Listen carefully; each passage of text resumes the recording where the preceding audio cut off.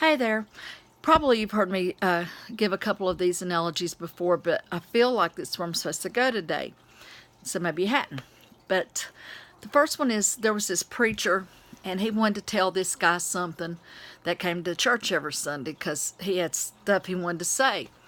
And he did, and every year he would, or every week rather, he would give him this message. And the guy would just walk out and say, that's a good service, preacher. You really told them. But, the guy just didn't get it. And finally, there was a big snow, and nobody could make it to church except this one guy and the preacher. The preacher says, I got him now. He has to hear me because he's the only one here.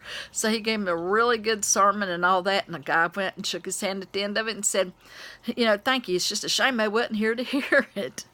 And then that reminds me of, I think, my little Chihuahua and Ren, and I was holding her up in front of the mirror one time, and look at the little doggy Ren, and she would turn her head like that. She's not having it. So I turn around and say, look, don't you see? No, she turns around this way. She's not having it.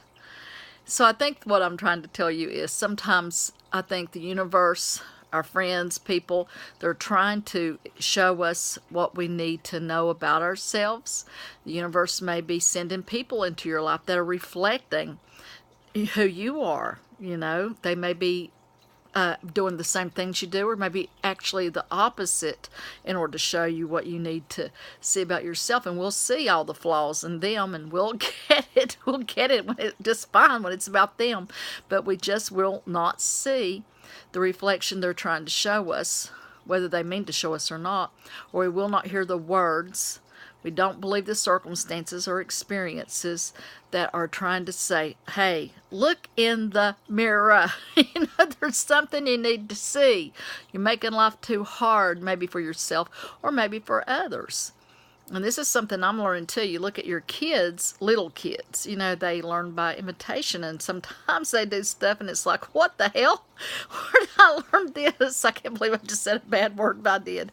But anyway, it's like, that curse jar does exist. Sometimes, we forget that we are setting an example for others.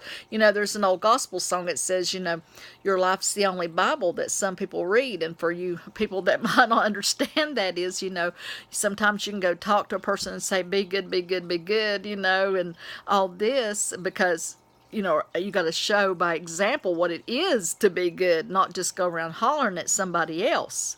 You got to show what that is, what kind of person you want others to be if you're trying to set an example, like for your kids or whatever, or your friends, neighbors, whatever, by being that kind of person.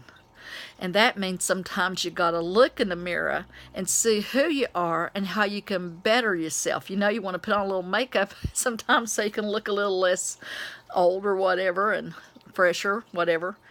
And sometimes we have to make up a little bit with our personalities too, so that we can do a whole lot better too. So there's another reason to be looking at old mirror. And I've told you before, if you want to see how far you're doing in life, look at who you draw to you. And if you don't like what you're drawing to you, time out and reevaluate where you're going with that. Alrighty, I believe that's it for today.